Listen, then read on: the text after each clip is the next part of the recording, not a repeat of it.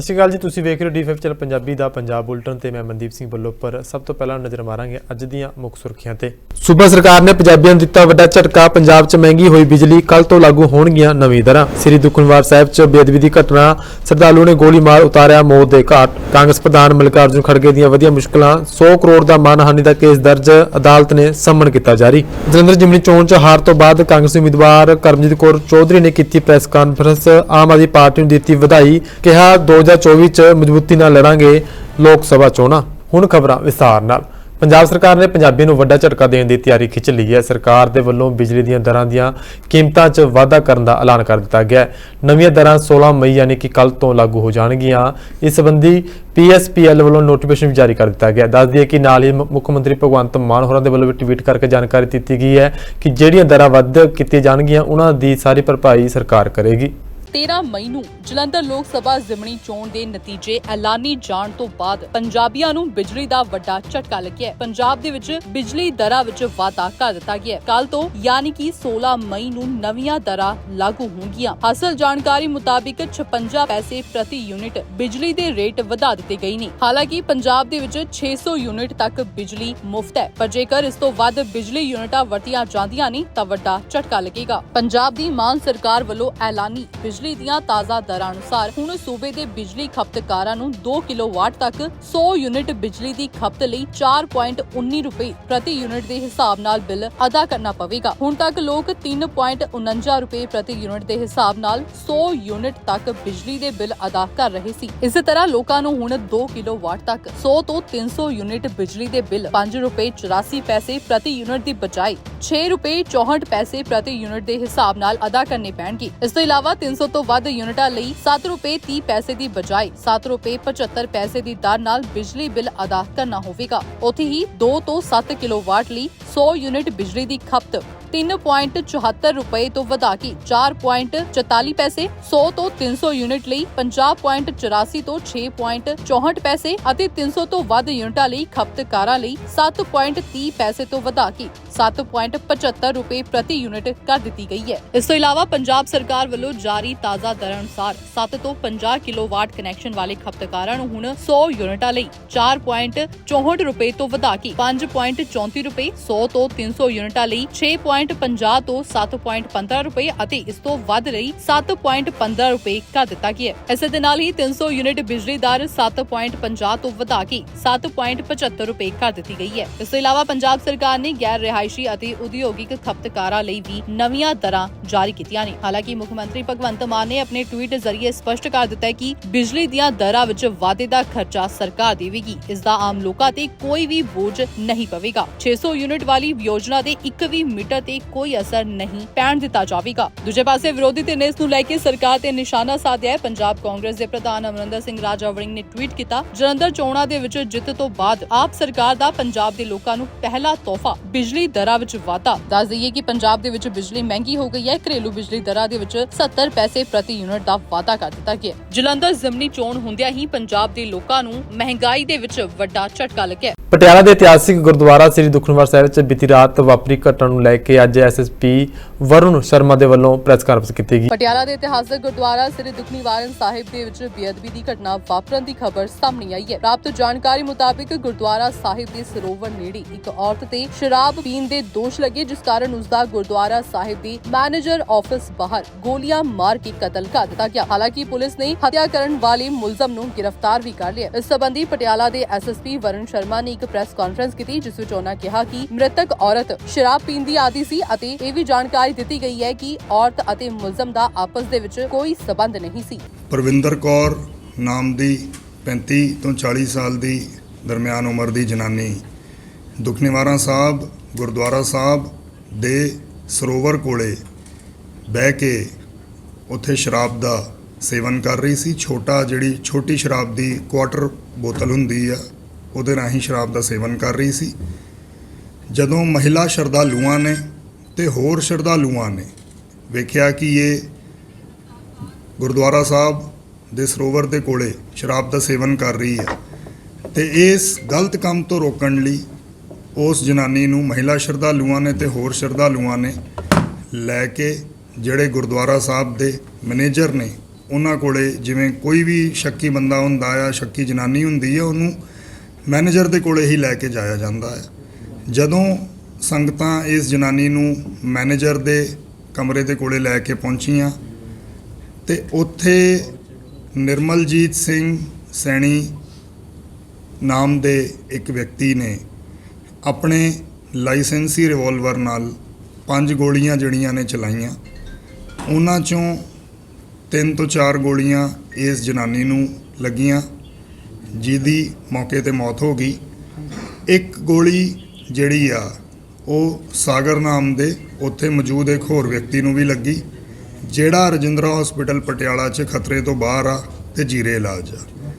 Patiala police ਨੇ ਬੜੀ Swift action ਲੈਂਦੇ ਹੋਏ ਜਿਹੜਾ ਨਿਰਮਲਜੀਤ ਜੀ ਨੇ ਗੋਲੀਆਂ ਚਲਾ ਕੇ ਉਸ ਜਨਾਨੀ ਦਾ ਕਤਲ ਕੀਤਾ, ਉਹਨੂੰ ਅਰੈਸਟ ਕਰ ਲਿਆ ਆ ਤੇ ਜਿਹੜਾ ਵੈਪਨ ਯੂਜ਼ ਕੀਤਾ ਗਿਆ ਸੀ ਉਹ ਵੀ ਬਰਾਮਦ ਹੋ ਗਿਆ ਹੈ।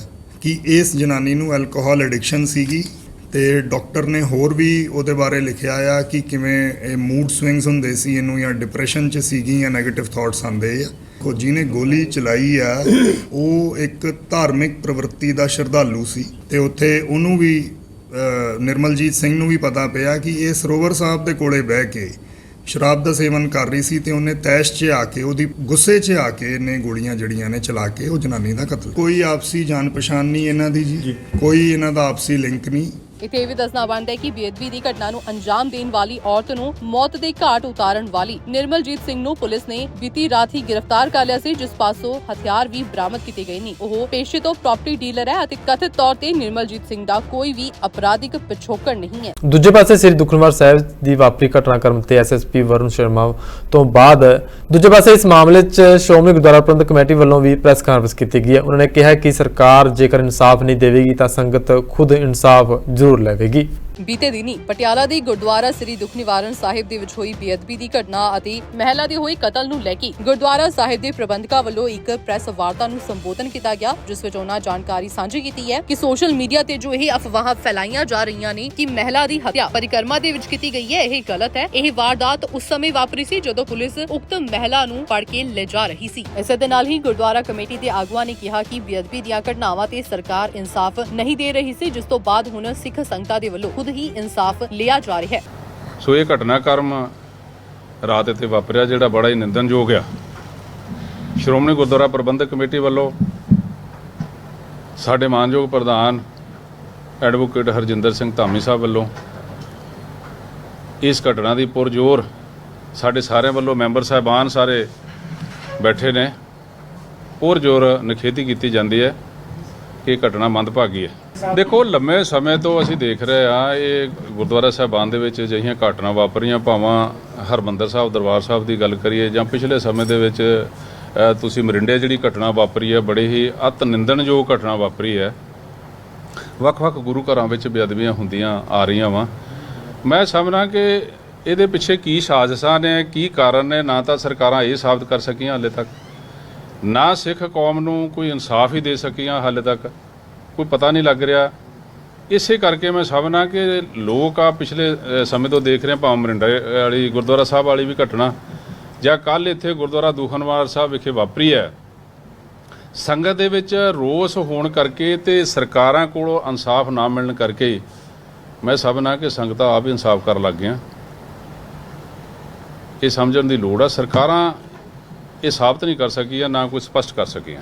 ਨਹੀਂ, ਮੈਂ ਕਲੀਅਰ ਕਰ ਦੇਣਾ ਚਾਹੁੰਦਾ, ਜੇ ਸੋਸ਼ਲ ਮੀਡੀਆ ਦੇ ਵਿੱਚ ਗਲਤ ਗੱਲਾਂ ਚੱਲ ਰਹੀਆਂ ਉਹਨਾਂ ਨੂੰ ਰੋਕਣ ਦੀ ਲੋੜ ਆ। ਇਹ ਘਟਨਾ ਜਿਹੜੀ ਇਹ ਗੁਰਦੁਆਰਾ ਸਾਹਿਬ ਦੇ ਅੰਦਰ ਨਹੀਂ ਵਾਪਰੀ, ਇਹ ਬਿਲਕੁਲ ਗੁਰਦੁਆਰਾ ਸਾਹਿਬ ਦੇ ਬਾਹਰ ਵਾਪਰੀ ਹੈ ਤੇ ਉਸ ਵੇਲੇ ਵਾਪਰੀ ਹੈ ਜਦੋਂ ਪੁਲਿਸ ਉਸ ਲੜਕੀ ਨੂੰ ਲੈ ਕੇ ਪੁਲਿਸ ਸਟੇਸ਼ਨ ਜਾ ਰਹੀ ਸੀ। ਗੁਰਦੁਆਰਾ ਸਾਹਿਬ ਦੀ ਹਦੂਦ ਦੇ ਅੰਦਰ ਇਹ ਘਟਨਾ ਨਹੀਂ ਵਾਪਰੀ, ਗੁਰਦੁਆਰਾ ਸਾਹਿਬ ਦੀ ਹਦੂਦ ਤੋਂ ਬਾਹਰ ਇਹ ਘਟਨਾ ਵਾਪਰੀ ਹੈ। ਦੇਖੋ, ਕਿਤੇ ਨਾ ਕਿਤੇ ਮੈਂ ਸਮਝਦਾ ਕਿ ਜਦੋਂ ਸਿੱਖਾਂ ਦੇ ਭਾਵਨਾ ਨੂੰ ਠੇਸ ਪਹੁੰਚਦੀ ਆ, ਮੱਸੇ ਰੰਗੜ ਵਾਲਾ ਦੇਖੋ ਇਤਿਹਾਸ ਅਸੀਂ ਸਾਰੇ ਜਾਣਦੇ ਆ, ਅੱਜ ਉਹ ਭਾਵਨਾ ਸਾਡੇ ਸਾਹਮਣੇ ਆ ਰਹੀ ਹੈ ਤੇ ਫਿਰ ਕੁਦਰਤੀ ਤੌਰ ਤੇ ਆ ਜਿਹੜਾ ਸੱਚਾ ਸਿੱਖ ਆ ਉਹਦੇ ਮਨ ਨੂੰ ਠੇਸ ਪਹੁੰਚਦੀ ਹੈ ਤੇ ਕਿਤੇ ਨਾ ਕਿਤੇ ਫਿਰ ਇਹ ਘਟਨਾਵਾਂ ਭਾਵਨਾ ਦੇ ਵਿੱਚ ਆ ਕੇ ਵਾਪਰ ਜਾਂਦੀਆਂ। ਗੋਲੀ ਚਲਾਉਣ ਵਾਲੀ ਵਿਅਕਤੀ ਦਾ ਮਹਿਲਾ ਦੇ ਨਾਲ ਕੋਈ ਸਬੰਧ ਨਹੀਂ ਸੀ। ਉਹਨਾਂ ਕਿਹਾ ਕਿ ਧਾਰਮਿਕ ਭਾਵਨਾਵਾਂ ਠੇਸ ਹੋਣ ਕਾਰਨ ਉਸ ਵਿਅਕਤੀ ਦੇ ਵੱਲੋਂ ਅਜਿਹਾ ਕਦਮ ਚੁੱਕਿਆ ਗਿਆ ਸੀ। ਸੰਗਰੂਰ ਅਦਾਲਤ ਨੇ ਕਾਂਗਰਸ ਦੇ ਕੌਮੀ ਪ੍ਰਧਾਨ ਮਲਿਕਾਰਜੁਨ ਖੜਗੇ ਨੂੰ ਮਾਨਹਾਨੀ ਦੇ ਇੱਕ ਮਾਮਲੇ 'ਚ ਸਮਨ ਜਾਰੀ ਕੀਤਾ ਹੈ। ਖੜਗੇ ਨੇ ਸੰਮਨ ਹਿੰਦੂ ਸੁਰੱਖਿਆ ਪ੍ਰੀਸ਼ਦ ਬਜਰੰਗ ਦਲ ਹਿੰਦੂ ਦੇ ਸੰਸਥਾਪਕ ਹਿਤੇਸ਼ ਭਾਰਤਵਾਜ ਦੇ ਵੱਲੋਂ ਦਾਇਰ ਕੀਤੀ ਗਈ ਪਟੀਸ਼ਨ ਤੇ ਜਾਰੀ ਕੀਤਾ ਗਿਆ। ਸਥਾਨਕ ਅਦਾਲਤ ਨੇ ਕਾਂਗਰਸ ਪ੍ਰਧਾਨ ਮਲਿਕਾਰਜੁਨ ਖੜਗੇ ਨੂੰ 10 ਜੁਲਾਈ ਨੂੰ ਤਲਬ ਹੋਣ ਲਈ ਕਿਹਾ ਹੈ। ਕਾਂਗਰਸ ਪਾਰਟੀ ਦੇ ਕੌਮੀ ਪ੍ਰਧਾਨ ਮਲਿਕਾਰਜੁਨ ਖੜਗੇ ਦੀਆਂ ਮੁਸ਼ਕਿਲਾਂ ਵਧਦੀਆਂ ਹੋਈਆਂ ਦਿਖਾਈ ਦੇ ਰਹੀਆਂ ਕਿਉਂਕਿ ਬਜਰੰਗ ਦਲ ਹਿੰਦ ਦੇ ਸੰਸਥਾਪਕ ਹਿਤੇਸ਼ ਭਾਰਤਵਾਜ ਨੇ ਸੰਗਰੂਰ ਕੋਰਟ ਦੇ ਵਿੱਚ ਪ੍ਰਧਾਨ ਮਲਿਕਾਰਜੁਨ ਖੜਗੇ ਦੇ ਖਿਲਾਫ 100 ਕਰੋੜ ਰੁਪਏ ਦਾ ਮਾਨਹਾਨੀ ਦਾ ਕੇਸ ਦਾਇਰ ਕੀਤਾ ਹੈ। ਮਿਲੀ ਜਾਣਕਾਰੀ ਮੁਤਾਬਿਕ ਸੀਨੀਅਰ ਡਿਵੀਜ਼ਨ ਜੱਜ ਰਮਨਦੀਪ ਕੌਰ ਨੇ ਮਲਿਕਾਰਜੁਨ ਖੜਗੇ ਨੂੰ ਸੰਮਨ ਜਾਰੀ ਕਰਕੇ 10 ਜੁਲਾਈ ਨੂੰ ਕੋਰਟ ਦੇ ਵਿੱਚ ਪੇਸ਼ ਹੋਣ ਦੇ ਆਦੇਸ਼ ਜਾਰੀ ਕੀਤੇ ਨੇ। भारद्वाज जी हैं जो एक नेशनल प्रेसिडेंट है, उन्होंने ना एक केस डाला है, जो नेशनल प्रेसिडेंट हैं कांग्रेस के, उनके ऊपर 100 करोड़ रुपए का डेफामेशन का सूट फॉर लिक्विडेट एक डैमेज होता है वो दायर किया है। ये ऐसे है जी, इन्होंने ना इलेक्शन जो हो चुके हैं कर्नाटक में एक इलेक्शन मैनिफेस्टो जारी किया है। ये उनके जो एक नेशनल प्रेसिडेंट भी हैं अर्जुन खड़गे जी, सोनिया गांधी जी, राहुल जी हैं, सुरजेवाला जी और समूची जो इनकी लीडरशिप है ना कर्नाटका की, उनके बैनर के हेठ एक इन्होंने जो इलेक्शन जो संकल्प किया है, कहते हैं संकल्प का इन्होंने नाम दिया है, ये दायर किया है, इन्होंने फाइल किया। उसमें पेज नंबर 10 में ना जो बजरंग दल है, जो हितेश जी उनके प्रेसिडेंट भी हैं, ज़्यादा बात वो बताएंगे। उसके बीच बजरंग दल को PFI और जो अदर हैं इनको कंपैरिजन किया गया है, जबकि जो बजरंग दल है बड़ा धार्मिक और सामाजिक तो काम करता है। इंडिया में नहीं, भारत में नहीं, सारे वर्ल्ड में बजरंग दल को मानने वाले लाखों करोड़ जो इनके देशभक्त हैं, जो सामाजिक और धार्मिक को काम करते रहते हैं, इनकी तुलना करने के लिए तो इन्होंने बहुत बड़ा अपराध भी किया है और डेफामेटर भी की है। इसी संबंध में हितेश भारद्वाज जी हैं, उन्होंने यहाँ के सिविल जज सीनियर डिवीजन में एक सूट फाइल किया है। उसका सूट का नंबर भी आपको बता रहे हूँ। ऑनरेबल कोर्ट रिव्यू कोर्ट का ये ऑर्डर भी है और ऑनरेबल कोर्ट ने नेशनल प्रेसिडेंट को 10 जुलाई के लिए इनको सम्मन भी जारी किया है और इनको बुलाया भी है भी कोर्ट में आके बताओ, जो भी उन्होंने कहना है बताओ। इसी संबंध में एक बात और बताना चाहता हूँ। ये हितेश भारद्वाज जी हैं जो मेरे साथ बैठे हैं, इन्होंने डिफेंडेंट के खिलाफ जो ऑल इंडिया के कांग्रेस के प्रेसिडेंट हैं 100 करोड़ रुपए का एक सूट फाइल डाला है लिक्विडेट डैमेज का। एक लिक्विडेशन जड़ी कोर्ट फीस भी अभी है वो भी लगाई गई है। उसके बाद अगर जब हमको कोर्ट बोलेगी और लगाने के लिए हम वो भी लगा 10 लाख रुपया एक लीगल चार्ज भी इन्होंने मांगा है। ਜ਼ਿਕਰ ਕਰ ਦਈਏ ਕਿ ਪਟੀਸ਼ਨਕਰਤਾ ਹਿਤੇਸ਼ ਭਾਰਦਵਾਜ ਨੇ ਦਾਅਵਾ ਕੀਤਾ ਹੈ ਕਿ ਕਾਂਗਰਸ ਨੇ ਬਜਰੰਗ ਦਲ ਦੀ ਤੁਲਨਾ ਦੇਸ਼ ਵਿਰੋਧੀ ਸੰਗਠਨਾਂ ਨਾਲ ਕੀਤੀ ਹੈ ਅਤੇ ਕਰਨਾਟਕ ਦੇ ਵਿੱਚ ਸੱਤਾ ਵਿੱਚ ਆਉਣ ਤੋਂ ਬਾਅਦ ਬਜਰੰਗ ਦਲ ਤੇ ਪਾਬੰਦੀ ਲਗਾਉਣ ਦਾ ਵੀ ਵਾਅਦਾ ਕੀਤਾ ਹੈ, ਜਿਸ ਕਾਰਨ ਉਹਨਾਂ ਦੇ ਮਨਾਂ ਨੂੰ ਠੇਸ ਪਹੁੰਚੀ ਹੈ ਅਤੇ ਬਜਰੰਗ ਦਲ ਖਿਲਾਫ ਅਪਮਾਨਜਨਕ ਟਿੱਪਣੀਆਂ ਕਰਨ ਦੇ ਦੋਸ਼ ਵਿੱਚ ਪ੍ਰਧਾਨ ਮਲਿਕਾਰਜੁਨ ਖੜਗੇ ਦੇ ਖਿਲਾਫ 100 ਕਰੋੜ ਰੁਪਏ ਦਾ ਮਾਨਹਾਨੀ ਦਾ ਕੇਸ ਦਰਜ ਕੀਤਾ ਗਿਆ ਹੈ। ਬੀਜੇਪੀ ਨੇਤਾ ਜਲੰਧਰ ਦੇ ਸਾਬਕਾ ਮੇਅਰ ਸੁਰਿੰਦਰ ਮਹੇ ਦਾ ਦੇਹਾਂਤ ਹੋ ਗਿਆ। ਦੱਸਿਆ ਜਾ ਰਿਹਾ ਹੈ ਕਿ ਉਹ ਲੰਬੇ ਸਮੇਂ ਤੋਂ ਕੈਂਸਰ ਤੋਂ ਪੀੜਤ ਸਨ। ਉਹਨਾਂ ਦਾ ਅੰਤਿਮ ਸੰਸਕਾਰ ਮੰਗਲਵਾਰ ਨੂੰ ਮਾਡਲ ਟਾਊਨ ਦੇ ਸ਼ਮਸ਼ਾਨ ਘਾਟ 'ਚ ਦੁਪਹਿਰ 2 ਵਜੇ ਹੋਵੇਗਾ। ਜਲੰਧਰ ਤੋਂ ਕਾਂਗਰਸ ਦੇ ਸੰਸਦ ਮੈਂਬਰ ਰਹੇ ਚੌਧਰੀ ਸੰਤੋਖ ਸਿੰਘ ਦੀ ਮੌਤ ਤੋਂ ਬਾਅਦ ਹੁਣ ਜਲੰਧਰ ਦੇ ਸਾਬਕਾ ਮੇਅਰ ਅਤੇ 2019 ਦੇ ਵਿੱਚ ਭਾਜਪਾ 'ਚ ਸ਼ਾਮਲ ਹੋਏ ਸੁਰਿੰਦਰ ਮਹੀ ਅਕਾਲ ਚਲਾਣਾ ਕਰ ਗਏ ਨੇ। ਮਿਲੀ ਜਾਣਕਾਰੀ ਮੁਤਾਬਿਕ ਸਾਬਕਾ ਮੇਅਰ ਸੁਰਿੰਦਰ ਮਹੀ ਕਾਫੀ ਲੰਮੇ ਸਮੇਂ ਤੋਂ ਕੈਂਸਰ ਦੀ ਬਿਮਾਰੀ ਨਾਲ ਪੀੜਿਤ ਸਨ, ਜਿਸ ਤੋਂ ਬਾਅਦ ਉਹਨਾਂ ਨੇ ਅੱਜ ਆਪਣੇ ਆਖਰੀ ਸਾਹ ਲਈ ਹੈ। ਉਹਨਾਂ ਦਾ ਅੰਤਿਮ ਸੰਸਕਾਰ ਕੱਲ ਯਾਨੀ ਮੰਗਲਵਾਰ ਨੂੰ ਮਾਡਲ ਟਾਊਨ ਦੇ ਸ਼ਮਸ਼ਾਨ ਘਾਟ ਦੇ ਵਿੱਚ ਤਕਰੀਬਨ ਦੁਪਹਿਰ 2 ਵਜੇ ਕੀਤਾ ਜਾਵੇਗਾ। ਸਾਬਕਾ ਮੇਅਰ ਅਤੇ ਭਾਜਪਾ ਆਗੂ ਸੁਰਿੰਦਰ ਮਹੀ ਦੀ ਮੌਤ ਦੀ ਖਬਰ ਨਾਲ ਸ਼ਹਿਰ ਦੇ ਸਿਆਸੀ ਗਲਿਆਰਾ ਵਿੱਚ ਸੋਗ ਦੀ ਲਹਿਰ ਫੈਲ ਗਈ ਹੈ। ਉਹਨਾਂ ਨੇ ਆਪਣੇ ਕਾਰਜਕਾਲ ਦੌਰਾਨ ਜਲੰਧਰ ਦਾ ਕਾਫੀ ਵਿਕਾਸ ਵੀ ਕਰਵਾਇਆ ਹੈ। ਉੱਥੇ ਹੀ ਭਾਜਪਾ ਆਗੂ ਦੇ ਅਕਾਲ ਚਲਾਣੇ ਤੋਂ ਬਾਅਦ ਭਾਜਪਾ ਦੇ ਸੀਨੀਅਰ ਆਗੂ ਮਨੋਰੰਜਨ ਕਾਲੀਆ ਨੇ ਇੱਕ ਪੋਸਟ ਜਾਰੀ ਕਰਕੇ ਸੁਰਿੰਦਰ ਮਹੀ ਦੇ ਦੇਹਾਂਤ ਤੇ ਦੁੱਖ ਦਾ ਪ੍ਰਗਟਾਵਾ ਕੀਤਾ। ਉਹਨਾਂ ਲਿਖਿਆ, ਮੈਂ ਸਾਬਕਾ ਮੇਅਰ ਜਲੰਧਰ ਅਤੇ ਵਰਿਸ਼ਠ ਭਾਜਪਾ ਨੇਤਾ ਸੁਰਿੰਦਰ ਮਹੀ ਦੇ ਅਚਾਨਕ ਹੋਏ ਦੇਹਾਂਤ ਤੇ ਗਹਿਰਾ ਦੁੱਖ ਪ੍ਰਗਟ ਕਰਦਾ। ਨਾਲ ਹੀ ਉਹਨਾਂ ਕਿਹਾ ਕਿ ਸੁਰਿੰਦਰ ਮਹੀ ਮੇਰੇ ਇੱਕ ਬਹੁਤ ਚੰਗੇ ਦੋਸਤ ਸਨ ਅਤੇ ਉਹਨਾਂ ਦੇ ਦੇਹਾਂਤ ਨਾਲ ਮੈਨੂੰ ਇੱਕ ਵਿਅਕਤੀਗਤ ਘਾਟਾ ਮਹਿਸੂਸ ਮਹਿਸੂਸ ਹੋਇਆ। ਇਸੇ ਦੇ ਨਾਲ ਹੀ ਉਹਨਾਂ ਕਿਹਾ ਕਿ ਪਰਮਾਤਮਾ ਪਰਿਵਾਰ ਨੂੰ ਇਸ ਔਖੀ ਘੜੀ ਦੇ ਵਿੱਚ ਦੁੱਖ ਸਹਿਣ ਦੀ ਸ਼ਕਤੀ ਪ੍ਰਦਾਨ ਕਰੀ। ਦੱਸ ਦੇਈਏ ਕਿ ਸੁਰਿੰਦਰ ਮਹੀ ਕਾਂਗਰਸ ਦੀ ਟਿਕਟ ਤੇ ਜਿੱਤ ਕੇ ਮੇਅਰ ਬਣੇ ਸਨ ਅਤੇ 2002 ਤੋਂ ਲੈ ਕੇ 2007 ਤੱਕ ਜਲੰਧਰ ਨਗਰ ਨਿਗਮ ਦੇ ਮੇਅਰ ਰਹੇ। ਸਾਲ 2017 ਦੇ ਵਿੱਚ ਵਿਧਾਨ ਸਭਾ ਚੋਣਾਂ ਲਈ ਵੀ ਸੁਰਿੰਦਰ ਮਹੀ ਦਾ ਨਾਮ ਚਰਚਾ ਵਿੱਚ ਸੀ। ਉਹਨਾਂ ਜਲੰਧਰ ਪੱਛਮੀ ਹਲਕੇ ਤੋਂ ਟਿਕਟ ਲਈ ਕਾਫੀ ਸੰਘਰਸ਼ ਵੀ ਕੀਤਾ, ਪਰ ਪਾਰਟੀ ਨੇ ਉਹਨਾਂ ਨੂੰ ਟਿਕਟ ਨਹੀਂ ਦਿੱਤੀ ਅਤੇ ਕਾਂਗਰਸ ਨੇ ਮਹੀ ਨੂੰ ਦਰਕਿਨਾਰ ਕਰਕੇ 2017 ਦੇ ਵਿੱਚ ਸੁਸ਼ੀਲ ਰਿੰਕੂ ਨੂੰ ਟਿਕਟ ਦੇ ਦਿੱਤੀ ਸੀ। ਇਸ ਤੋਂ ਬਾਅਦ ਉਹ ਪਾਰਟੀ ਤੋਂ ਬਾਗੀ ਹੋ ਗਏ। ਆਜ਼ਾਦ ਚੋਣ ਵੀ ਸੁਰਿੰਦਰ ਮਹੀ ਨੇ ਲੜੀ ਸੀ, ਪਰ ਉਹ ਚੋਣ ਹਾਰ ਗਏ ਸਨ। ਇਸ ਤੋਂ ਬਾਅਦ ਕਾਂਗਰਸ ਤੋਂ ਨਾਰਾਜ਼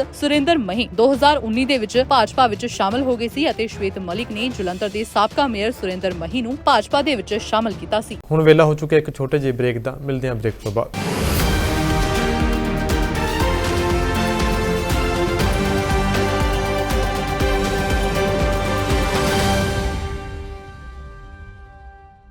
ਸਤਿ ਸ਼੍ਰੀ ਅਕਾਲ ਜੀ, ਮੈਂ ਹਾਂ ਕੁਲਰਾਜ ਰੰਧਾਵਾ ਤੇ ਤੁਸੀਂ ਵੇਖ ਰਹੇ ਹੋ D5 ਚੈਨਲ ਪੰਜਾਬੀ, ਜਿਹੜਾ ਲਾਂਚ ਹੋ ਚੁੱਕਾ ਹੈ ਹੁਣ ਕੈਨੇਡਾ ਵਿੱਚ। D5 ਚੈਨਲ ਪੰਜਾਬੀ ਹੁਣੇ ਸਬਸਕ੍ਰਾਈਬ ਕਰੋ, ਬੈਲ ਆਈਕਨ ਤੇ ਕਲਿੱਕ ਕਰੋ।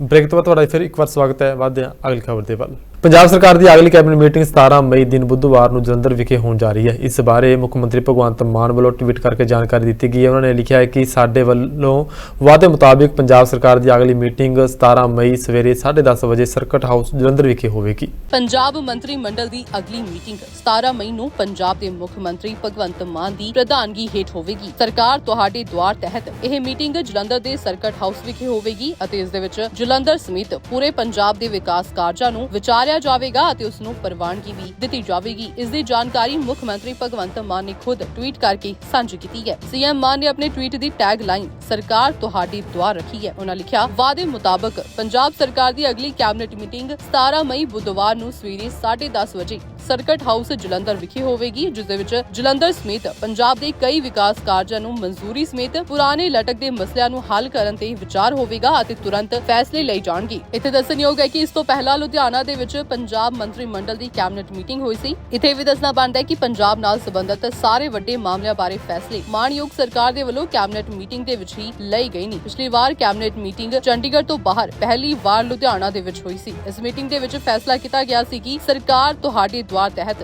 ਵੱਖ-ਵੱਖ ਪਿੰਡਾਂ ਸ਼ਹਿਰਾਂ ਦੇ ਵਿੱਚ ਕੈਬਨਿਟ ਮੀਟਿੰਗਾਂ ਕੀਤੀਆਂ ਜਾਣਗੀਆਂ ਅਤੇ ਸੀਐਮ ਮਾਨ ਨੇ ਕਿਹਾ ਸੀ ਕਿ ਜਿਸ ਥਾਂ ਤੇ ਕੈਬਨਿਟ ਮੀਟਿੰਗ ਹੋਵੇਗੀ ਸਾਰਾ ਦਿਨ ਸਰਕਾਰ ਉੱਥੇ ਹੀ ਰਹੇਗੀ। ਪਿਛਲੀ ਕੈਬਨਿਟ ਮੀਟਿੰਗ ਦੇ ਵਿੱਚ ਪੰਜਾਬ ਸਰਕਾਰ ਨੇ PAU ਦੇ ਅਧਿਆਪਕਾਂ ਲਈ 7ਵੇਂ ਤਨਖਾਹ ਕਮਿਸ਼ਨ ਨੂੰ ਲਾਗੂ ਕਰਨ ਦੀ ਗੱਲ ਕੀਤੀ ਸੀ। PAU ਅਤੇ ਗੜਵਾਸੂ ਅਧਿਆਪਕਾਂ ਦੇ ਮੁਲਾਜ਼ਮਾਂ ਲਈ ਅਗਲੀ ਕੈਬਨਿਟ ਮੀਟਿੰਗ ਦੇ ਵਿੱਚ 7ਵੀਂ ਤਨਖਾਹ ਦੇਣ ਦੀ ਗੱਲ ਕਹੀ ਗਈ ਹੈ। ਹੁਣ ਸਪਸ਼ਟ ਹੋ ਗਿਆ ਕਿ ਪੰਜਾਬ ਸਰਕਾਰ ਵੱਲੋਂ ਮੁਲਾਜ਼ਮਾਂ ਨੂੰ ਇਹ ਤੋਹਫਾ 17 ਮਈ ਦਿਨ ਬੁੱਧਵਾਰ ਨੂੰ ਦਿੱਤਾ ਜਾਵੇਗਾ ਤੇ ਵੇਖਣਾ ਇਹ ਕਾਫੀ ਦਿਲਚਸਪ ਹੋਵੇਗਾ ਕਿ 17 ਮਈ ਨੂੰ ਕੈਬਨਿਟ ਮੀਟਿੰਗ ਦੇ ਵਿੱਚ ਪੰਜਾਬ ਸਰਕਾਰ ਹੋਰ ਕਿਹੜੇ ਨਵੇਂ ਫੈਸਲੇ ਪੰਜਾਬ ਦੇ ਲੋਕਾਂ ਦੇ ਹਿੱਤ ਵਿੱਚ ਲੈਂਦੀ ਹੈ। ਆਮ ਆਦਮੀ ਪਾਰਟੀ ਦੇ ਰਾਜ ਸਭਾ ਮੈਂਬਰ ਰਾਘਵ ਚੱਡਾ ਦੀ ਮੰਗ ਨੂੰ ਲੈ ਕੇ ਲਗਾਤਾਰ ਵਿਰੋਧੀ ਨਿਸ਼ਾਨੇ ਸਾਧ ਰਹੇ ਨੇ। ਹੁਣ ਅਕਾਲੀ ਆਗੂ ਵਿਰਸਾ ਸਿੰਘ ਵਲਟੋਆ ਨੇ ਮੰਗਣੀ ਸਮਾਗਮ ਦੇ ਉੱਤੇ ਸਵਾਲ ਚੁੱਕੇ ਨੇ। ਭਗਵੰਤ ਮਾਨ ਜੀ ਕੀ ਇਹ ਵੀ ਬਦਲਾਵ ਦਾ ਹਿੱਸਾ ਹੈ? ਦਿੱਲੀ ਦਾ ਕਪੂਰਥਲਾ ਹਾਊਸ ਪੰਜਾਬ ਦੇ ਮੁੱਖ ਮੰਤਰੀ ਦਾ ਆਫੀਸ਼ੀਅਲ ਰੈਜ਼ੀਡੈਂਸ ਹੈ, ਜਿੱਥੇ ਕੇਵਲ ਮੁੱਖ ਮੰਤਰੀ ਹੀ ਨਿਵਾਸ ਕਰ ਸਕਦੇ ਨੇ ਅਤੇ ਨਿਯਮਾਂ ਅਨੁਸਾਰ ਕਿਸੇ ਹੋਰ ਦੇ ਠਹਿਰਨ ਲਈ ਵੀ ਕਪੂਰਥਲਾ ਹਾਊਸ ਦੇ ਵਿੱਚ ਬੁਕਿੰਗ ਤੱਕ ਨਹੀਂ ਹੋ ਸਕਦੀ। ਪਰ ਇੱਥੇ ਤਾਂ ਰਾਘਵ ਚੱਡਾ ਜੀ ਦੀ ਮੰਗਣੀ ਦੇ ਪ੍ਰਾਈਵੇਟ ਸਮਾਗਮ ਤੱਕ ਕਰ ਦਿੱਤੇ ਗਏ ਨੇ ਕਿ ਹੁਣ ਇਹ ਪੱਕਾ ਮੰਨ ਲਿਆ ਜਾਵੇ ਜੋ ਆਮ ਹੀ ਚਰਚਾ ਵਿੱਚ ਹੈ ਕਿ ਰਾਘਵ ਚੱਡਾ ਪੰਜਾਬ ਦੇ ਸੁਪਰ ਮੁੱਖ ਮੰਤਰੀ ਹੈ। ਇਹ ਕਹਿਣਾ ਹੈ ਸ਼੍ਰੋਮਣੀ ਅਕਾਲੀ ਦਲ ਦੇ ਸੀਨੀਅਰ ਆਗੂ ਵਿਰਸਾ ਸਿੰਘ ਵਲਟੋਹਾ ਦਾ, ਜਿਨ੍ਹਾਂ ਨੇ ਹਾਲ ਹੀ ਵਿੱਚ ਆਪ ਦੇ ਰਾਜ ਸਭਾ ਮੈਂਬਰ ਰਾਘਵ ਚੱਡਾ ਅਤੇ ਬਾਲੀਵੁੱਡ ਕਲਾਕਾਰ ਪਰਿਨੀਤੀ ਚੋਪੜਾ ਦੇ ਹੋਏ ਮੰਗਣੀ ਸਮਾਗਮ ਤੇ ਕੁਝ ਸਵਾਲ ਖੜੇ ਕੀਤੇ ਨੇ। ਇਸ ਦੇ ਨਾਲ ਹੀ ਉਹਨਾਂ ਸਵਾਲ ਕਰਦਿਆਂ ਮੁੱਖ ਮੰਤਰੀ ਮਾਨ ਤੋਂ ਪੁੱਛਿਆ ਕਿ 70 ਸਾਲਾਂ ਅੰਦਰ ਕਪੂਰਥਲਾ ਹਾਊਸ ਦੀ ਕਦੇ ਪ੍ਰਾਈਵੇਟ ਬੁਕਿੰਗ ਨਹੀਂ ਹੋਈ, ਫਿਰ ਨਿਯਮਾਂ ਦੀ ਉਲੰਘਣਾ ਕਰਕੇ ਇਹ ਬੁਕਿੰਗ ਕਿਉਂ ਕੀਤੀ ਗਈ ਹੈ? ਕਿ ਨਿਯਮਾਂ ਦੀ ਉਲੰਘਣਾ ਕਰਨ ਵਾਲਿਆਂ ਤੇ ਬਣਦੀ ਕਾਰਵਾਈ ਹੋਵੇਗੀ। ਜੇਕਰ ਬੁਕਿੰਗ ਵੀ ਨਹੀਂ ਹੋਈ ਅਤੇ ਉੱਥੇ ਪ੍ਰਾਈਵੇਟ ਸਮਾਗਮ ਤੱਕ ਕਰ ਦਿੱਤਾ ਗਿਆ, ਇਸ ਸੰਬੰਧੀ ਸਮਾਗਮ ਕਰਨ ਵਾਲਿਆਂ ਤੇ ਐਕਸ਼ਨ ਲਿਆ ਜਾਵੇਗਾ। ਇਸ ਤੋਂ ਇਲਾਵਾ ਉਹਨਾਂ ਕਿਹਾ ਕਿ ਮੈਨੂੰ ਇਹ ਵੀ ਖਤਰਾ ਹੈ ਕਿ ਪੰਜਾਬ ਵਿਧਾਨ ਸਭਾ ਦੇ ਵਿੱਚ ਆਮ ਆਦਮੀ ਪਾਰਟੀ ਨਾਲ ਸੰਬੰਧਿਤ ਕਈ ਮੰਤਰੀ ਅਤੇ MLA ਅਜੇ ਵੀ ਕੁਆਰੇ ਨੇ ਅਤੇ ਆਉਣ ਵਾਲੇ ਸਮੇਂ 'ਚ ਪੰਜਾਬ ਦੀ ਇਹ ਇਤਿਹਾਸਕ ਵਿਰਾਸਤ ਕਪੂਰਥਲਾ ਹਾਊਸ ਕਿਤੇ ਮੈਰਿਜ ਪੈਲੇਸ ਹੀ ਨਾ ਬਣ ਜਾਵੇ। ਦੱਸ ਦਈਏ ਕਿ ਬੀਤੇ ਦਿਨੀ ਬਾਲੀਵੁੱਡ ਅਦਾਕਾਰਾ ਪਰਿਨੀਤੀ ਚੋਪੜਾ ਅਤੇ ਰਾਜ ਸਭਾ ਮੈਂਬਰ ਰਾਘਵ ਚੱਡਾ ਦੀ ਮੰਗਣੀ ਹੋਈ ਸੀ। ਕਪੂਰਥਲਾ ਹਾਊਸ ਵਿੱਚ ਹੋਏ ਸਮਾਗਮ 'ਚ ਬਾਲੀਵੁੱਡ ਸਣੇ ਕਈ ਰਾਜਨੀਤਿਕ ਆਗੂਆਂ ਅਰਵਿੰਦ ਕੇਜਰੀਵਾਲ ਅਤੇ ਭਗਵੰਤ ਮਾਨ ਨੇ ਵੀ ਸ਼ਿਰਕਤ ਕੀਤੀ ਸੀ। ਹੋਰ ਤਾਂ ਹੋਰ ਇਸ ਤੋਂ ਪਹਿਲਾਂ ਅਕਾਲੀ ਆਗੂ ਵਿਰਸਾ ਸਿੰਘ ਵਲਟੋਹਾ ਨੇ ਬੀਤੇ ਦਿਨੀ ਜਥੇਦਾਰ ਦੇ ਸਮਾਗਮ 'ਚ ਸ਼ਾਮਲ ਹੋਣ ਤੇ ਵੀ ਕਈ ਸਾਰੇ ਸਵਾਲ ਚੁੱਕੇ ਸੀ, ਜਿਸ ਤੋਂ ਬਾਅਦ ਅੱਜ ਉਹਨਾਂ ਨੇ ਕਪੂਰਥਲਾ ਹਾਊਸ ਦੇ ਵਿੱਚ ਹੋਏ ਇਸ ਮੰਗਣੀ ਸਮਾਗਮ ਨੂੰ ਲੈ ਕੇ ਵੀ ਮੁੱਖ ਮੰਤਰੀ ਭਗਵੰਤ ਮਾਨ ਅਤੇ ਆਮ ਆਦਮੀ ਪਾਰਟੀ ਨੂੰ ਨਿਸ਼ਾਨੇ ਤੇ ਲਈ ਹੈ। ਜਲੰਧਰ ਜਿਮਨੀ ਚੋਣ 'ਚ ਹੋਈ ਹਾਰ ਤੋਂ ਬਾਅਦ ਕਾਂਗਰਸੀ ਉਮੀਦਵਾਰ ਕਰਮਜੀਤ ਕੌਰ ਚੌਧਰੀ ਦੇ ਵੱਲੋਂ ਪ੍ਰੈਸ ਕਾਨਫਰੰਸ ਕੀਤੀ ਗਈ ਹੈ। ਉਹਨਾਂ ਨੇ ਆਮ ਆਦਮੀ ਪਾਰਟੀ ਨੂੰ ਵਧਾਈ ਦਿੰਦਿਆਂ ਕਿਹਾ ਕਿ 2024 ਦੇ ਵਿੱਚ ਅਸੀਂ ਵਾਪਸੀ ਕਰਾਂਗੇ। 13 ਮਈ ਨੂੰ ਜਲੰਧਰ ਲੋਕ ਸਭਾ ਜ਼ਿਮਨੀ ਚੋਣ ਦੇ ਆਏ ਨਤੀਜਿਆਂ ਤੋਂ ਬਾਅਦ ਕਾਂਗਰਸ ਦੀ ਉਮੀਦਵਾਰ ਕਰਮਜੀਤ ਕੌਰ ਚੌਧਰੀ ਦੇ ਵੱਲੋਂ ਜਲੰਧਰ ਦੇ ਵਿੱਚ ਇੱਕ ਪ੍ਰੈਸ ਕਾਨਫਰੰਸ ਕੀਤੀ ਗਈ, ਜਿਸ ਦੇ ਵਿੱਚ ਉਹਨਾਂ ਆਪਣਾ ਬਿਆਨ ਜਾਰੀ ਕਰਦੇ ਹੋਏ ਕਿਹਾ ਕਿ ਕਮੀਆਂ ਪੇਸ਼ੀਆਂ ਦੂਰ ਕਰਕੇ ਅਗਲੇ ਸਾਲ ਯਾਨੀ ਕਿ 2024 ਦੇ ਵਿੱਚ ਹੋਣ ਵਾਲੀਆਂ ਲੋਕ ਸਭਾ ਚੋਣਾਂ ਦੇ ਵਿੱਚ ਜ਼ੋਰਦਾਰ ਵਾਪਸੀ ਕੀਤੀ ਜਾਵੇਗੀ। ਨਾਲ ਹੀ ਉਹਨਾਂ ਕਿਹਾ ਕਿ ਪਾਰਟੀ ਜ਼ਿਮਨੀ ਚੋਣ ਨਤੀਜਿਆਂ ਤੋਂ ਸਬਕ ਸਿੱਖੇਗੀ ਅਤੇ ਅਗਲੇ ਸਾਲ ਹੋਣ ਵਾਲੀਆਂ ਲੋਕ ਸਭਾ ਚੋਣਾਂ ਦੇ ਵਿੱਚ ਮਜ਼ਬੂਤੀ ਨਾਲ ਵਾਪਸ ਆਇਆ ਜਾਵੇਗਾ। ਜਿੱਤ ਹਾਰ ਬਣੀ ਹੋਈ ਹੈ ਔਰ ਜੋ ਇਹ ਕਾਰਨ ਬਣੇ ਹਨ ਜਿਹਦੇ ਨਾਲ ਅਸੀਂ ਕੁਝ ਵੋਟਾਂ ਤੋਂ ਪਿੱਛੇ ਰਹਿ ਗਏ ਹਾਂ, ਉਹਦੇ ਲਈ ਅਸੀਂ ਔਰ ਖਾਸ ਤੌਰ ਤੇ ਮੈਂ ਇੰਟਰੋਸਪੈਕਟ ਕਰਾਂਗੀ, ਆਪਣੇ ਅੰਦਰ ਪੜਚੋਲ ਕਰਾਂਗੀ ਕਿ ਉਹ ਕਿਹੜੀਆਂ ਕਮੀਆਂ ਰਹਿ ਗਈਆਂ ਜਿਨ੍ਹਾਂ ਕਰਕੇ ਅਸੀਂ ਕੁਝ ਪਛੜ ਗਏ ਔਰ ਆਉਣ ਵਾਲੇ ਸਮੇਂ ਦੇ ਵਿੱਚ ਮੈਂ ਪੂਰੇ ਵਿਸ਼ਵਾਸ ਨਾਲ ਕਹਿਣਾ ਚਾਹੁੰਦੀ ਹਾਂ ਕਿ ਵੀ ਵਿਲ ਬਾਉਂਸ ਬੈਕ ਔਰ ਅਸੀਂ ਦੁਬਾਰਾ ਜਿਹੜਾ ਹੈ ਇਸ ਦੇ ਵਿੱਚ ਵੱਧ ਚੜ੍ਹ ਕੇ ਹਿੱਸਾ ਲਵਾਂਗੇ ਔਰ ਕਾਮਯਾਬੀ ਪਾਵਾਂਗੇ। ਇਸੇ ਦੇ ਨਾਲ ਹੀ ਫਿਲੌਰ ਤੋਂ ਵਿਧਾਇਕ ਵਿਕਰਮਜੀਤ ਸਿੰਘ ਚੌਧਰੀ ਨੇ ਇਲਜ਼ਾਮ ਲਗਾਉਂਦੇ ਹੋਏ ਕਿਹਾ ਕਿ ਆਪ ਦੀ ਜਿੱਤ ਜਮਹੂਰੀਅਤ ਦਾ ਕਤਲ ਹੈ ਅਤੇ ਇਹ ਚੋਣ ਸਿਰਫ ਆਪ ਨੇ ਨਹੀਂ ਸਗੋਂ ਪੂਰੀ ਸਰਕਾਰੀ ਮਸ਼ੀਨਰੀ ਨੇ ਲੜੀ ਹੈ। ਬੇਸ਼ੱਕ ਅੱਜ ਆਮ ਆਦਮੀ ਪਾਰਟੀ ਦੇ ਕੈਂਡੀਡੇਟ ਦੀ ਜਿੱਤ ਹੋਈ ਹੈ, ਪਰ ਇਹ ਜਿੱਤ ਕਿਸ ਤਰ੍ਹਾਂ ਹੋਈ ਹੈ ਇਹ ਕਿਸੇ ਤੋਂ ਲੁਕੀ। Murder of democracy. ਮੈਂ ਕਹਿੰਦਾ ਕਿ ਜਿਹੜੀ ਪਾਰਟੀ ਆਪਣੇ ਆਪ ਨੂੰ ਇੱਕ ਬਦਲਾਵ ਲਿਆਉਣ ਵਾਲੀ ਪਾਰਟੀ, ਇੱਕ ਆਪਣੇ ਆਪ ਨੂੰ ਰਵਾਇਤੀ ਪਾਰਟੀਆਂ ਤੋਂ ਵੱਖਰਾ ਹਮੇਸ਼ਾ ਕਲੇਮ ਕਰਦੀ ਸੀ, ਉਸ ਪਾਰਟੀ ਨੇ ਇਸ ਇਲੈਕਸ਼ਨ ਦੇ ਵਿੱਚ ਜਿਸ ਤਰ੍ਹਾਂ ਦੀਆਂ ਧਾਂਦਲੀਆਂ ਮਚਾਈਆਂ, ਜਿਸ ਤਰ੍ਹਾਂ ਗਵਰਨਮੈਂਟ ਦੀ ਮਸ਼ੀਨਰੀ ਨੂੰ ਯੂਜ਼ ਕੀਤਾ, ਇੱਕ ਪਿੰਡ ਦੇ ਚੌਂਕੀਦਾਰ ਤੋਂ ਲੈ ਕੇ ਇੱਕ ਸਾਡੇ ਜ਼ਿਲ੍ਹੇ ਦੇ ਵੱਡੇ ਇੰਡਸਟਰੀਅਲਿਸਟ ਤੱਕ ਇਹਨਾਂ ਨੇ ਡਰਾਉਣ ਦਾ, ਧਮਕਾਉਣ ਦਾ ਇਹਨਾਂ ਨੇ ਕੰਮ ਕੀਤਾ। ਹਰ ਡਿਪਾਰਟਮੈਂਟ ਜਿਹੜਾ ਲੋਕਾਂ ਦੀਆਂ ਡੇਲੀ ਜਿਹੜੀਆਂ ਜਿੱਦਾਂ if you take rural development department ਜਿਹੜਾ ਪੰਚਾਇਤਾਂ ਨਾਲ ਰਿਲੇਟਡ ਹੈ, ਐਗਰੀਕਲਚਰ ਡਿਪਾਰਟਮੈਂਟ ਜਿਹੜਾ ਕਿਸਾਨਾਂ ਨਾਲ ਰਿਲੇਟਡ ਹੈ, ਪੁਲਿਸ ਡਿਪਾਰਟਮੈਂਟ, ਐਡਮਿਨਿਸਟ੍ਰੇਸ਼ਨ ਪੂਰੀ ਇਹਨਾਂ ਨੇ ਸਾਰੀ ਇਹਨਾਂ ਨੇ ਝੋਕ ਦਿੱਤੀ ਔਰ ਕਾਂਗਰਸ ਦੇ ਵਰਕਰਾਂ ਨੂੰ ਹੀ ਨਹੀਂ ਇਕੱਲਾ ਆਮ ਵਰਕਰਾਂ ਨੂੰ ਵੀ ਇਹਨਾਂ ਨੇ ਡਰਾਇਆ ਹੈ, ਧਮਕਾਇਆ ਹੈ ਔਰ ਉਸ ਦਾ ਨਤੀਜਾ ਕੀ ਹੋਇਆ ਹੈ ਕਿ ਜਿਹੜੀ ਸਾਡੇ ਇਸ ਬਾਈ election the percentage of voting ਉਹ ਬਹੁਤ ਡਿਪ ਕੀਤੀ। ਜਿਹੜਾ ਮੁੱਖ ਕਾਰਨ ਹੈ ਉਹ ਇੱਕ ਟੈਰਰ ਕ੍ਰੀਏਟ ਕੀਤਾ ਗਿਆ।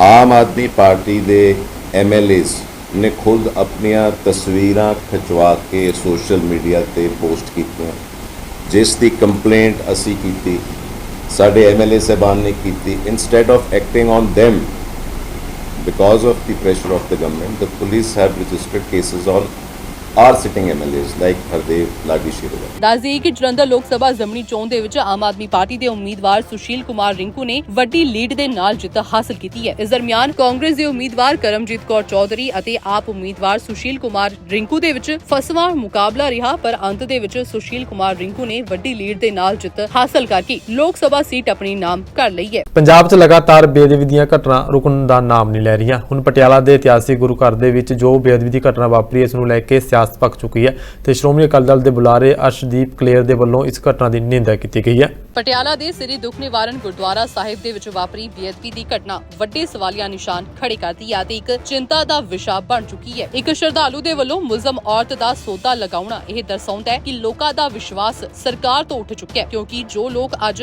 ਸਰਕਾਰ ਦੇ ਵਿੱਚ ਨੇ, ਇਹਨਾਂ ਨੇ ਬੇਅਦਬੀ ਦੇ ਨਾਮ ਤੇ ਰੱਜ ਕੇ ਸਿਆਸਤ ਕੀਤੀ, ਪਰ ਹੁਣ ਅੱਜ ਉਹਨਾਂ ਦੇ ਹੀ ਰਾਜ ਵਿੱਚ ਬੇਅਦਬੀ ਨਿਰੰਤਰ ਜਾਰੀ ਹੈ। ਇਹ ਕਹਿਣਾ ਹੈ ਸ਼੍ਰੋਮਣੀ ਅਕਾਲੀ ਦਲ ਦੇ ਬੁਲਾਰੇ ਅਰਸ਼ਦੀਪ ਸਿੰਘ ਕਲੇਰ ਦਾ, ਜਿਨ੍ਹਾਂ ਨੇ ਬੀਤੀ ਰਾਤ ਪਟਿਆਲਾ ਦੇ ਦੁੱਖ ਨਿਵਾਰਨ ਗੁਰਦੁਆਰਾ ਸਾਹਿਬ ਦੇ ਵਿੱਚ ਵਾਪਰੀ ਬੇਅਦਬੀ ਬੇਅਦਬੀ ਦੀ ਘਟਨਾ ਨੂੰ ਲੈ ਕੇ ਪੰਜਾਬ ਦੀ ਮਾਨ ਸਰਕਾਰ ਨੂੰ ਆੜੇ ਹੱਥੀ ਲਿਆ ਹੈ। ਦੇਖੋ, ਜੋ ਪੰਜਾਬ ਦੇ ਵਿੱਚ ਆਏ ਦਿਨ ਬੇਅਦਬੀ ਦੀਆਂ ਘਟਨਾਵਾਂ ਹੋ ਰਹੀਆਂ ਨੇ, ਇੱਕ ਬਹੁਤ ਵੱਡੇ ਸਵਾਲੀਆ ਨਿਸ਼ਾਨ ਖੜੇ ਕਰਦੀਆਂ ਨੇ ਸਰਕਾਰਾਂ ਦੇ ਉੱਤੇ। ਇੱਕ ਚਿੰਤਾ ਦਾ ਵਿਸ਼ਾ ਹੈ ਪੰਜਾਬ ਲਈ, ਪੰਜਾਬੀਅਤ ਲਈ ਤੇ ਸਮੂਹ ਨਾਨਕ ਨਾਮਲੇਵਾ ਲਈ। ਜੋ ਕੱਲ ਪਟਿਆਲੇ ਵਿਖੇ ਹੋਇਆ, ਦੁੱਖ ਨਿਵਾਰਨ ਸਾਹਿਬ ਗੁਰਦੁਆਰਾ ਸਾਹਿਬ ਵਿਖੇ ਇੱਕ ਦੁਸ਼ਟ ਪਾਪੀ ਲੜਕੀ ਵੱਲੋਂ ਪਹਿਲਾਂ ਤਾਂ ਸਰੋਵਰ ਸਾਹਿਬ ਦੇ ਉੱਤੇ ਬੈਠ ਕੇ ਸ਼ਰਾਬ ਪੀਣਾ, ਫਿਰ ਉੱਥੇ ਜਿਹੜੇ ਸੇਵਾਦਾਰ ਸੀ ਉਹਨਾਂ ਦੇ ਨਾਲ ਇਸ ਕਦਰ ਬਹਿਸਣਾ ਕਿ ਇੱਕ ਸ਼ਰਧਾਲੂ ਵੱਲੋਂ ਗੋਲੀਆਂ ਮਾਰ ਕੇ ਉਹਨੂੰ ਸੋਧਾ ਲਾ ਦੇਣਾ, ਇਹ ਦਰਸਾਉਂਦਾ ਹੈ ਕਿ ਅੱਜ ਲੋਕਾਂ ਦਾ ਸਰਕਾਰ ਦੇ ਉੱਤੋਂ ਵਿਸ਼ਵਾਸ ਉੱਠਦਾ ਜਾ ਰਿਹਾ ਹੈ।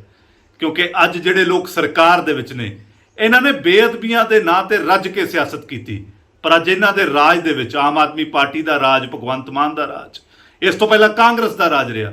ਬੇਅਦਬੀਆਂ ਨਿਰੰਤਰ ਜਾਰੀ ਨੇ, ਇੱਕ ਤੋਂ ਬਾਅਦ ਇੱਕ ਹੁੰਦੀ ਜਾ ਰਹੀ ਹੈ।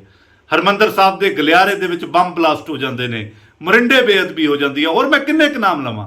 ਆਏ ਦਿਨ ਕਿਤੇ ਨਾ ਕਿਤੇ ਐਸੀ ਮੰਦਭਾਗੀ ਘਟਨਾ ਵਾਪਰ ਰਹੀ ਹੈ ਤੇ ਸਰਕਾਰਾਂ ਕੀ ਕਰ ਰਹੀਆਂ ਨੇ? ਕੁਛ ਨਹੀਂ। ਔਰ ਫਿਰ ਮੌਕੇ ਤੇ ਹੁਣ ਲੋਕਾਂ ਨੇ ਹਥਿਆਰ ਚੱਕ ਲਏ ਨੇ, ਲੋਕ ਫੈਸਲਾ ਲੈ ਰਹੇ ਨੇ। ਇਹਦੀ ਜਵਾਬਦੇਹੀ ਅੱਜ ਸਰਕਾਰਾਂ ਦੇ ਉੱਤੇ ਵੱਡੀ ਹੈ।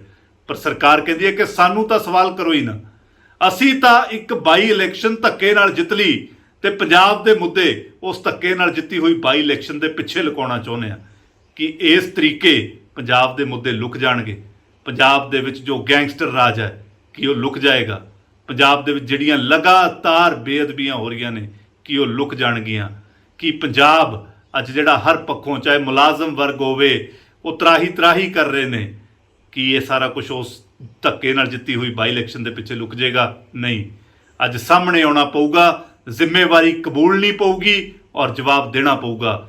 ਮੰਦਾ ਚੰਗਾ ਆਪਣੇ ਭਰਾਵਾਂ ਨੂੰ, ਪੰਜਾਬੀਆਂ ਨੂੰ ਬੋਲ ਕੇ ਭੱਜਿਆ ਨਹੀਂ ਜਾਣਾ, ਲੁਕਿਆ ਨਹੀਂ ਜਾਣਾ, ਜਵਾਬ ਤਾਂ ਦੇਣਾ ਪਊ। ਦੱਸ ਦਈਏ ਕਿ ਇਸ ਤੋਂ ਪਹਿਲਾਂ ਮੋਰਿੰਡਾ ਦੇ ਇਤਿਹਾਸਕ ਗੁਰਦੁਆਰਾ ਸ੍ਰੀ ਕੋਤਵਾਲੀ ਸਾਹਿਬ ਦੇ ਵਿੱਚ ਵੀ ਬੇਅਦਬੀ ਦੀ ਘਟਨਾ ਵਾਪਰੀ ਸੀ, ਜਿਸ ਤੋਂ ਬਾਅਦ ਸਿਆਸਤ ਪੂਰੀ ਤਰ੍ਹਾਂ ਭੱਖ ਚੁੱਕੀ ਸੀ ਅਤੇ ਹੁਣ ਪਟਿਆਲਾ ਦੇ ਇਤਿਹਾਸਕ ਗੁਰਦੁਆਰਾ ਸ੍ਰੀ ਦੁੱਖ ਨਿਵਾਰਨ ਸਾਹਿਬ ਦੇ ਵਿੱਚ ਬੇਅਦਬੀ ਦੀ ਘਟਨਾ ਮੁੜ ਤੋਂ ਵਾਪਰਨੀ ਕਈ ਸਾਰੇ ਸਵਾਲੀਆ ਨਿਸ਼ਾਨ ਖੜੀ ਕਰਦੀ ਹੈ। ਜਾਂਦੇ ਇੱਕ ਵਾਰ ਫਿਰ ਨਜ਼ਰ ਮਾਰਾਂਗੇ ਅੱਜ ਦੀਆਂ ਮੁੱਖ ਸੁਰਖੀਆਂ ਤੇ। ਸੂਬਾ ਸਰਕਾਰ ਨੇ ਪੰਜਾਬੀਆਂ ਨੂੰ ਦਿੱਤਾ ਵੱਡਾ ਝਟਕਾ, ਪੰਜਾਬ 'ਚ ਮਹਿੰਗੀ ਹੋਈ ਬਿਜਲੀ, ਕੱਲ ਤੋਂ ਲਾਗੂ ਹੋਣਗੀਆਂ ਨਵੀਂ ਦਰਾਂ। ਸ੍ਰੀ ਦੁੱਖ ਨਿਵਾਰਨ ਸਾਹਿਬ 'ਚ ਬੇਅਦਬੀ ਦੀ ਘਟਨਾ, ਸ਼ਰਧਾਲੂ ਨੇ ਗੋਲੀ ਮਾਰ ਉਤਾਰਿਆ ਮੌਤ ਦੇ ਘਾਟ। ਕਾਂਗਰਸ ਪ੍ਰਧਾਨ ਮਲਿਕਾਰਜੁਨ ਖੜਗੇ ਦੀਆਂ ਵਧੀਆਂ ਮੁਸ਼ਕਲਾਂ, 100 ਕਰੋੜ ਦਾ ਮਾਨਹਾਨੀ ਦਾ ਕੇਸ ਦਰਜ, ਅਦਾਲਤ ਨੇ ਸੰਮਨ ਕੀਤਾ ਜਾਰੀ। ਜਲੰਧਰ ਜ਼ਿਮਨੀ ਚੋਣ 'ਚ ਹਾਰ ਤੋਂ ਬਾਅਦ ਕਾਂਗਰਸੀ ਉਮੀਦਵਾਰ ਕਰਮਜੀਤ ਕੌਰ ਚੌਧਰੀ ਨੇ ਕੀਤੀ press conference, Aam Aadmi party ਨੂੰ ਦਿੱਤੀ ਵਧਾਈ, ਕਿਹਾ 2024 'ਚ ਮਜ਼ਬੂਤੀ ਨਾਲ ਲੜਾਂਗੇ ਲੋਕ ਸਭਾ ਚੋਣਾਂ। ਅੱਜ ਦੇ ਪੰਜਾਬ ਬੁਲੇਟਿਨ ਵਿੱਚ ਇੰਨਾ ਹੀ। ਕੱਲ ਫਿਰ ਮਿਲਾਂਗੇ ਨਵੀਂ ਤੇ ਤਾਜ਼ੀਆਂ ਖਬਰਾਂ ਲੈ ਕੇ। ਤਦ ਤੱਕ ਦਿਓ ਇਜਾਜ਼ਤ। ਧੰਨਵਾਦ।